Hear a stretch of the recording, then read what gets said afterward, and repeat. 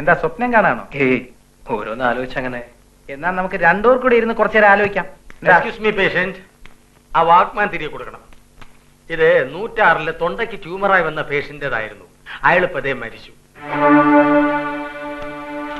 Dead body കൊണ്ടുപോകുന്നതിന് മുമ്പ് സാധനങ്ങൾ ബന്ധുക്കളെ ഏൽപ്പിക്കേണ്ട ചുമതല എനിക്കാ.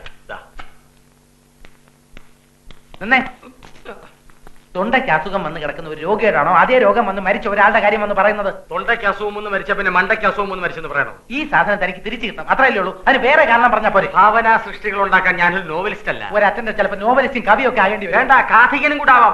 മിസ്റ്റർ, ദിവസം 4 എണ്ണം മരിക്കുന്ന ആശുപത്രിയാണത്. ഇപ്പൊ തന്നെ 208 ഒരു തള്ള പാൻക്രാസ് വീങ്ങി ചാവാൻ കിടക്കാണ്. അവർ ചാവുമ്പോ ഞാൻ റൂമിൽ വന്ന് പ്രസവിച്ചു എന്ന് പറയാം. എന്താ പോരെ?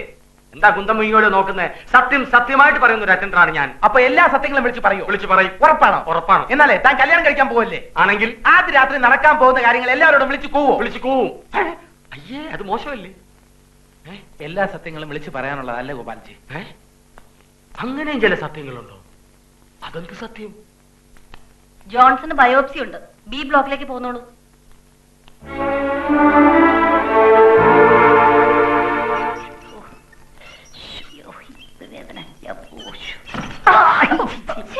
എന്താ ഇത്? നോക്കി കണ്ട് നടന്നൂടെ? മുത്തച്ഛന് ഇപ്പൊ എന്തെങ്കിലും പറ്റിയിരുന്നെങ്കിലോ? സാറിന് വല്ലതും പറ്റിയോ? ഒന്നും പറ്റില്ല മോളെ, ഒന്നും പറ്റിയില്ല. ഇവിടുത്തെ കുട്ടികളൊക്കെ നല്ല കുട്ടികളാ. പെട്ടെന്ന് ഷുഗർ അല്പം കൂടിയോ എന്നൊരു സംശയം.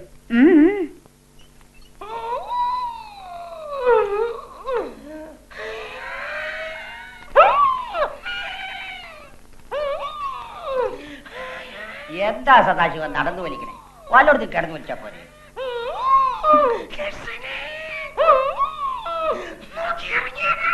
ആ, ഗൾഫിലുള്ള അനിയന്റെ കത്ത് വല്ലതും വന്നോ?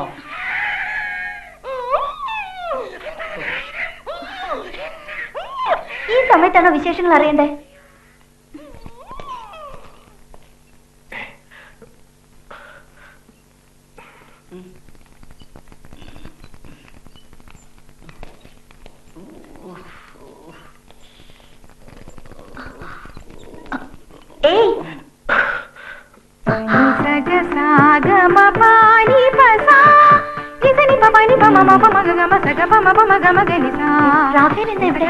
അത് ഞാനിവിടെ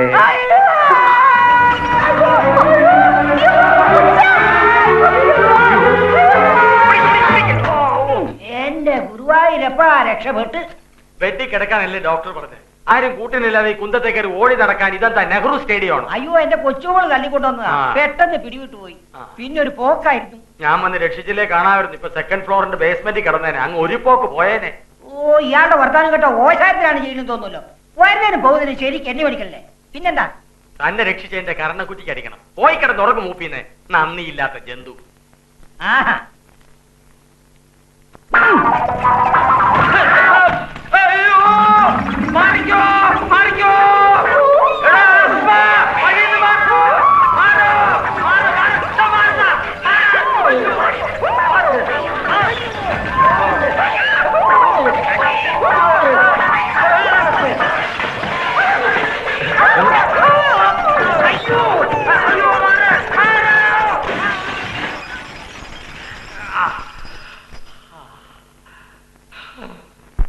താനൊരു ന്യായീകരണവും പറയണ്ട.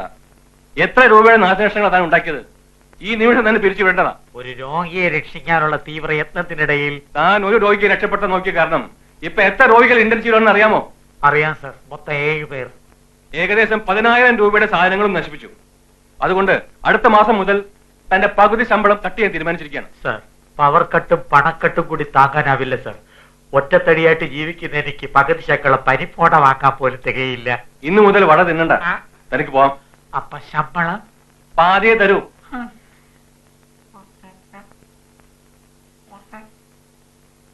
ചിറ്റേടത്ത് ഹേമകുമാരി നിന്നെ കണ്ടൂന്ന് വെച്ച് ആ കുട്ടി നാട്ടിൽ ചെന്ന് നിന്റെ അപ്പച്ചനോട് വിവരം പറയണമെന്ന് നിർബന്ധമൊന്നുമില്ലല്ലോ. എനിക്ക് അസുഖമാണെന്ന് അറിഞ്ഞാൽ അപ്പച്ചൻ വല്ലാണ്ട് വിഷമിക്കും. ചേടാ, ഇവന്റെ വർത്തമാനം കേട്ട ഏതാണ്ട് ചാകാൻ കിടക്കുന്ന രോഗിയെ പോലെ ഉണ്ടല്ലോ. അപ്പച്ചൻ അറിഞ്ഞു തന്നെ ഇരിക്കട്ടെ. 2-3 ദിവസം കഴിഞ്ഞ് ഇവിടുന്ന് ഡിസ്ചാർജ് ചെയ്ത് മടങ്ങി പോകുന്നവിടെ പ്രശ്നം തീർന്നില്ലേ? സത്യം പറയണം, 2-3 ദിവസം കൊണ്ട് ഭേദമാകുന്ന രോഗമാണെന്ന് ചേട്ടന് തീർത്ത് പറയാൻ കഴിയും. എന്നോടൊന്നും ഒളിച്ചു വെക്കണ്ട, എന്ത് തന്നെയാലും പറഞ്ഞോളൂ. കൈ വലിച്ചൊരെണ്ണം പൊട്ടിച്ചെന്നാ ഉണ്ടല്ലോ, പണ്ട് വടക്കം വരെ ഒരു ഗാനമേള വണ്ടി വൈകി ചെന്നതിന് സംഘാടകർ എനിക്കിട്ട് പൂശിയത് പോലെ ഇരിക്കും. 3 ദിവസം ഉണ്ടായിരുന്നു ഇടത്തെ കവിളിൽ നീര്. എടാ കിഴങ്ങ, ഒരു ഫോർമാലിറ്റിക്ക് ചില ടെസ്റ്റുകൾ നടത്തുന്നേ ഉള്ളൂ. നീ ഒന്ന് ധൈര്യം കാണിക്ക. ഞാൻ പോയി നല്ല ചൂട് ചായ വാങ്ങിച്ചോണ്ടിരാം. വട വേണോ? വേണ്ടായിരിക്കും. ഇങ്ങനെ അനങ്ങാതെ വീർപ്പിച്ചിട്ടിരിക്കുന്നതാ കുഴപ്പം.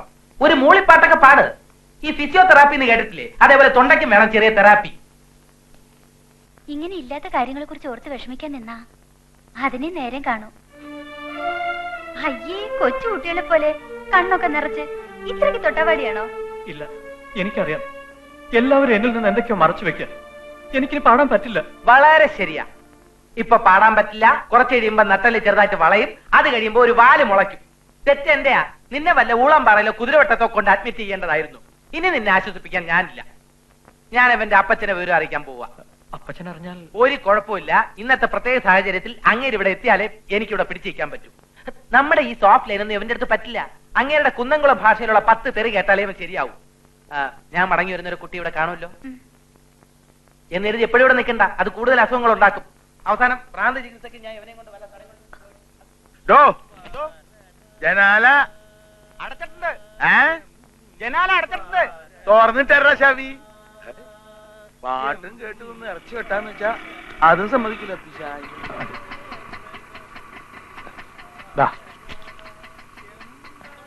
അപ്പൊ റാഫേലോ? ഒരാഴ്ച കഴിയാതെ അവന് വരാൻ പറ്റില്ല. എന്നിട്ട് അവനെ അവിടെ തനിച്ചാക്കിട്ട് നീ ഇങ്ങോട്ട് പോരിയായി? കയ്യിലുണ്ടായിരുന്ന പണമൊക്കെ തീർന്നു. ആശുപത്രിയിലൊക്കെ ഇപ്പൊ എന്ത് ചെലവാന്നറിയോ? ആസ്പത്രിയിലാ? അതെ, അവന് തൊണ്ടയിൽ ചെറിയൊരു വേദന. സിറ്റിയിലുള്ള ആശുപത്രിയിൽ അഡ്മിറ്റ് ചെയ്തിരിക്കുക. പേടിക്കാനൊന്നുമില്ല. എപ്പോഴാ കിടത്തിയേ? ഒരാഴ്ചയായി.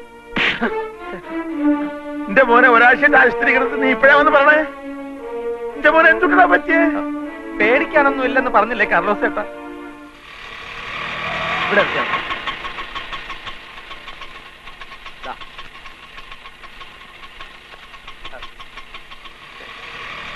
ഇതാണ് ഹോസ്പിറ്റൽ. 2ാമത്തെ നില, റൂം നമ്പർ 204. ഞാൻ STD വിളിച്ച് ഒരു ഗാനമേളയും കൂടെ ക്യാൻസൽ ചെയ്തിട്ട് വരാം. ഓക്കെ?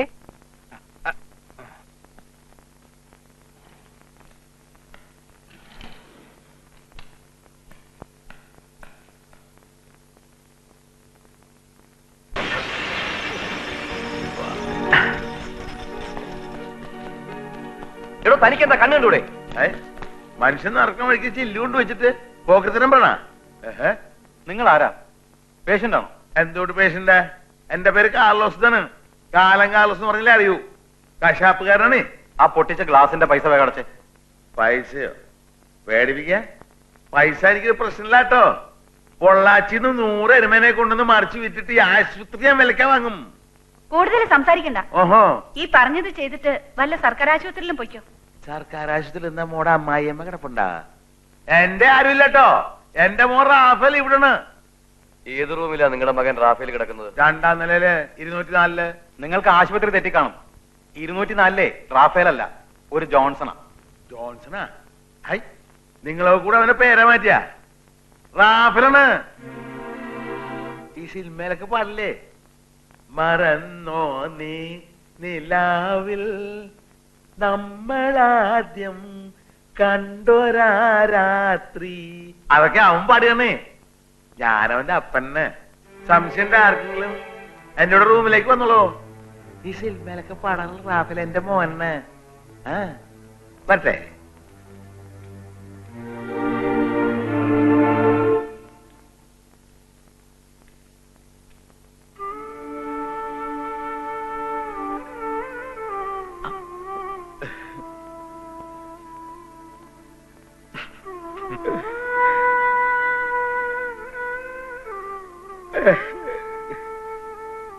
എന്താ പച്ച? അപ്പച്ചനെ അടിക്കണ്ട. ആസ്പത്രി വന്ന് കിടക്കാൻ നീ നിനക്ക് എന്ത് ഊട്ടറാക്കാന്നല്ലേ പറ്റിയേ? പേടിക്കാനൊന്നുമില്ല പച്ച, ചെറിയൊരു തൊണ്ടവേദനയേ ഉള്ളൂ. അല്ലെങ്കിൽ നിനക്ക് ഒന്നും വരൂല്ല. വരണ വഴിക്ക് കുരിശു മുത്തപ്പൻ ഒരു പൊന്നും കുരിശ് നിന്റെ പേർക്ക് നേർന്നിട്ട് അപ്പച്ചൻ വന്നേക്കണേ. എന്റെ പ്രാർത്ഥന മുത്തപ്പൻ കേൾക്കാണ്ടിരിക്കില്ല. ഇല്ല പച്ച.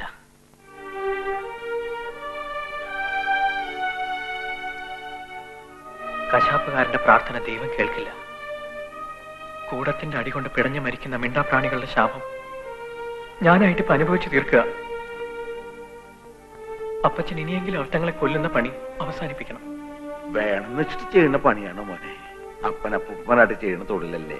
ഞാനൊരാളായിട്ട് നിർത്തിന്ന് വെച്ച് ഈ നാട്ടിലെ കന്നാലിലൊക്കെ രക്ഷപ്പെടുവോ? എന്നാലും കൊല്ലുന്ന തൊഴിൽ നമുക്ക് വേണ്ട അപ്പച്ച.